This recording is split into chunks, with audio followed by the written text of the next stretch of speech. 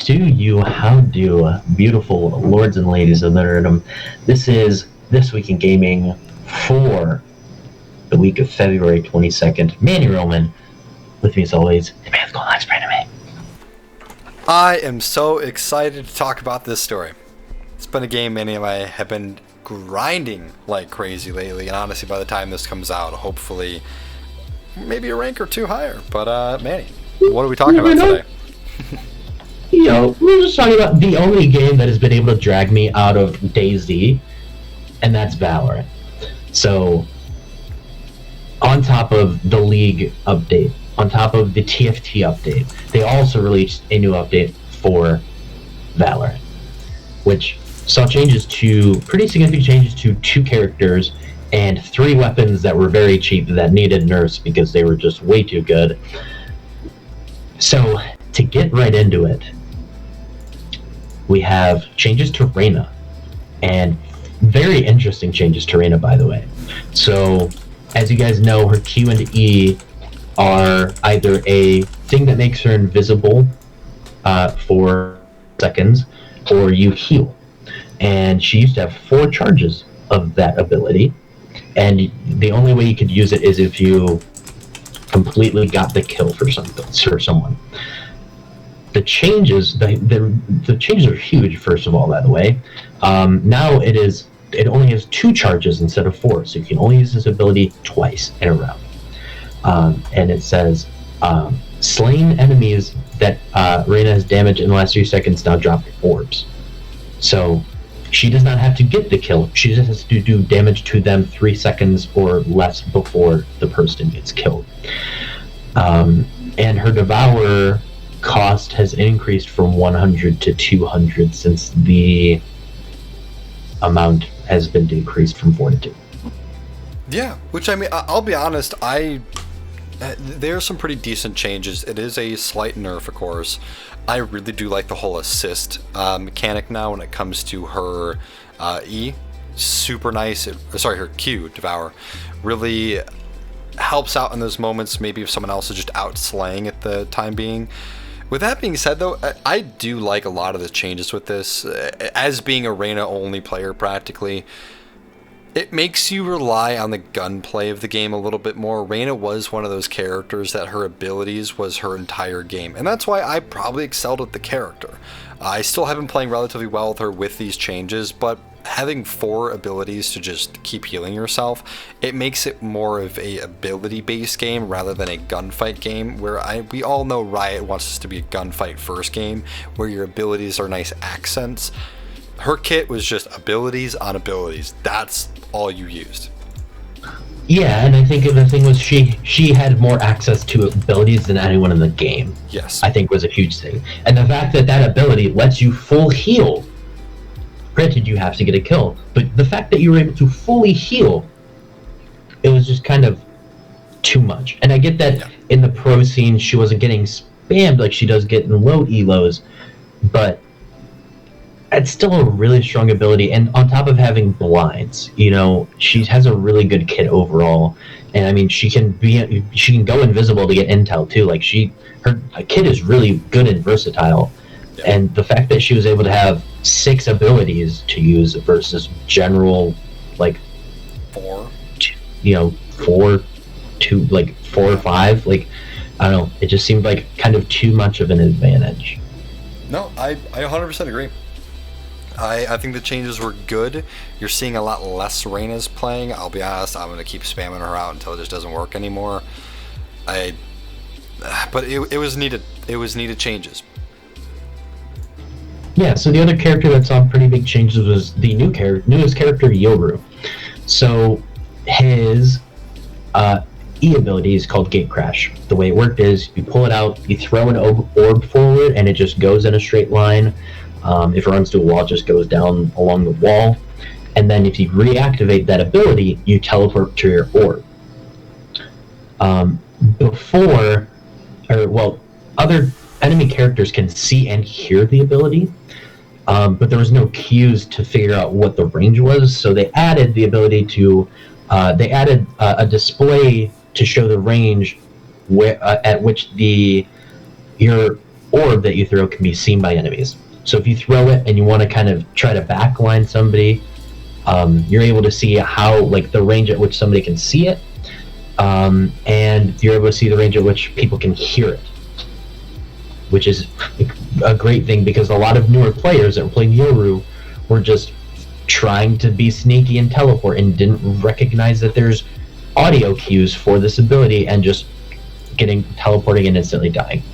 And his teleports were getting camped a lot. The other change to him was for his ultimate. For some reason, when he was in his ult, you couldn't see his minimap. They fixed that. Now you can see his minimap, which is a great change. The second thing is enemies within Yoru's vision, while in his ult, are now revealed to allies on the minimap. They also fixed where you would get body blocked by enemies when you're in his ult, so you can go through people. Yeah, really cool character, but there were just a lot of mini problems that it didn't feel like glitches, but it was just things that just didn't really make sense, and I'm glad they're really cleaning him up. Yoru, I don't think has really seen a whole lot of love recently. We never see him get played unless our buddy Simon gives him a go. That's the only time we ever see this character even touched. Hopefully this kind of brings him into play a little bit more. It's just, especially in our rank, I mean, we're silver gold right now, and it's just kind of this, I don't know, people trying to big brain too much, and I think that's the reason people are just kind of staying away from him.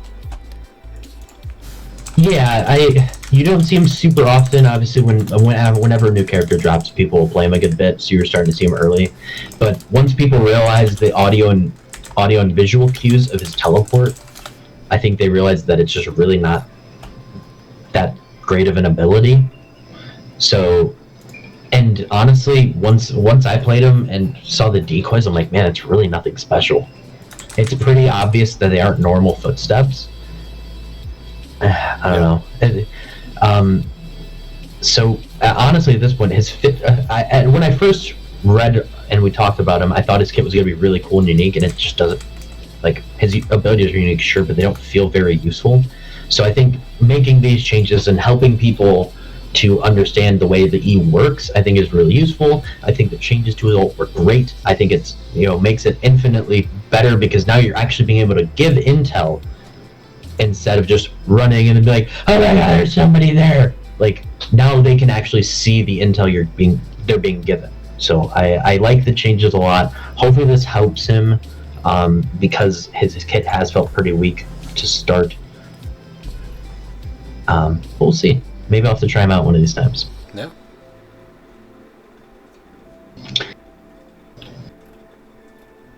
Now we have 3 weapon updates. The first one being the Marshal. It actually got a little bit of a buff here, so the price decreased from 1,100 to 1,000. The movement speed. So when you aim down the sights of a sniper rifle, they lower your movement speed, by a certain amount. They changed it to where instead of it being 76% of your normal movement speed, it's on 90. So it's only 10%. You're only 10% slower. Yeah. And then they increased the amount of zoom you get on the Marshal as well. The Stinger got a fairly decent sized nerf, which it needed. The price increased from 1,000 to 1,100. The full auto fire rate went from 18 to 16, and the full auto fire bullet spread was, so you used to be able to aim pretty consistently for 6 bullets. It's been reduced to 4. The burst fire, it actually got a decrease to its recovery time. So when you shoot a burst, it'll come back in place a little bit quicker, from 0.45 to 0.4 seconds. The last weapon was the Frenzy. They didn't touch it. They just made it a little more expensive. They made it match the Ghost at 500 credits. That's goofy. Just stupid. The Ghost needs to be 1,000 credits. Shouldn't be able to buy that round one. Just kidding. I love the Ghost so much, but I don't know. I think the Frenzy sucks. I barely see people. I mean, I guess I see some people use it a little bit more. But I don't know. I just really have never thought that gun was even worth a purchase, let alone increasing it now. So I guess some people might have been abusing it a little bit. They were. No. Like this gun, I don't know if it's the recoil pattern or something, but this gun was really good at a lot of, like, even at range in first round. So they didn't really, I mean, hopefully maybe the changes to running and gunning is what has made it seem a little bit less use, because I have seen a lot less frenzies about. It's going back to the ghost and such. So maybe the movement running gun changes were what fixed the frenzy more. But yeah, I think all in all with the weapons, I think their balances needed to be made. Interesting that they lowered the price and just buffed the magnet, like the zoom range or the zoom amount on the Marshall. I think that's going to be interesting. It might be worth a try now in like round 2s or round 3. Yeah, round 2. If you win a round, you'll light by. I think it'd be interesting to use a Marshall now. 4 I didn't, but the extra zoom would be really nice because you're able to hold longer angles. Yeah, no, I don't think you're wrong there. I do like buying the Marshall every now and then. The main thing I like, it felt like anytime you ever tried to peek a corner with a Marshall, it just felt like you were dead if you missed. Like the slow really did kind of feel like kind of heavy, and I feel like that 90% changed, only 10% more slow, I think is actually pretty nice, to be honest. Yeah, all in all, I think these were pretty solid changes for the game. The last bit being that they added a new game mode called Escalation. I'll just kind of read you guys the little part of the patch notes press release that they did for it. It says, this is a quick, roughly 7 to 9 minute and fast-paced 5v5 game mode where you must race through progressively less lethal loadouts with your team. The loadout gamut varies from match to match, but always features a mix of both weapons and abilities. The same list of loadouts is always used by both teams throughout the match. It says our biggest goal for Escalation is to offer quick, fun mode that encourages social play and provides a chance for you to practice using new weapons in a lower stakes environment. We're also excited to offer a uniquely short and crazy mode to round out what we have. This was one of our more highly requested game modes, so we're especially excited to bring this one to you. It says to be determined on exactly how long this will be live, but we'd like to keep this one out for as long as it makes sense, depending on your engagement. This mode's sweet. It's so much fun. It's the dumbest mode I've ever played in any shooter in my entire life. Probably more stupid than playing Prop Hunt, which Prop Hunt's fun. Not bashing it at all, but it's a goofy mode. This is so much fun. It's so stupid. It's just hectic. It's purely just so hectic, and I love it. Absolutely love this mode. It's a great little warm-up for the day. Yeah, it's weird. It's a team gun game. It's so weird to think, you know? Yeah. And is it literally just going through the tiers, or is it actually like based on team kills? It's just going through the tiers, right? Is how you win the game? So yeah, you have to go through the tiers. Yes, exactly. But you need like 5 kills. So pretty much each person needs a kill with the gun, but if someone pops off and gets 5 kills, it finishes the whole thing. But you need to get a kill with the gun to get off of the gun. Or I think you get like 1 or 2 like auto buys of the next gun. So let's say you get the classic and it's like, well, my team already finished the classic, I'm gonna skip by to the next gun. So little things like that, super cool. I really love this mode. Give it a shot, anyone out there playing Valorant right now. Cool. Honestly, it sounds more fun than deathmatch. I cannot stand deathmatch. I think it's such a horribly designed game mode.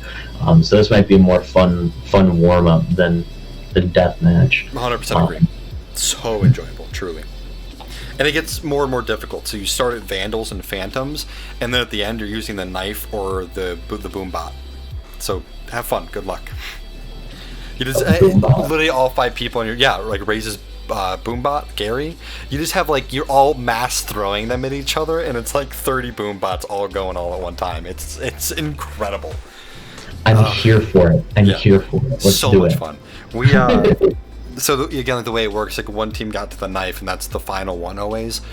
I think it's always the same pattern, and we all got the boombots against their knives, and we all sat in the middle of what is that map? Ascension or the second newest before Icebox. We're all sitting in the middle of the courtyard. They're all running at us with knives. We're just throwing boom bots at them. So it was the funniest thing in the world. It's such a good time. Please try out Escalation. It's fantastic. Awesome, yeah. So the last thing to round out the patch for 2.3, the ranking points. So what they did was they added penalties to people that are AFK for 6 rounds or more in a match. If you are AFK for that long, you lose 8 rank points. So now there's a real penalty outside of, maybe getting reported and maybe actually getting penalized from the reports, to now you actually see like tangible penalties, which I really like. Yeah, no, it's really good. I'm glad we're seeing stuff like that. The community is pretty decent over there, to be honest. I don't have a whole lot more toxicity, I feel, just because there is voice chat compared to League of Legends, but there needs to be some things that need to be fixed. But thank you, Riot, for truly giving it a shot. Yeah, so that's everything that we have for the Valorant 2.3 patch notes.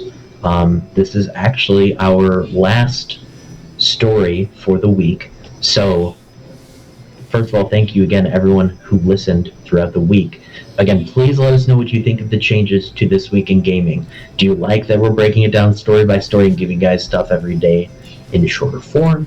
Do you like having a big show every week? Please let us know. Tweet us at the Nerd Chambers. Go to our website, comment on, the articles on there. Let us know what you guys think. Let us know what you guys think about Valorant here and all the other stories we talked about the past week.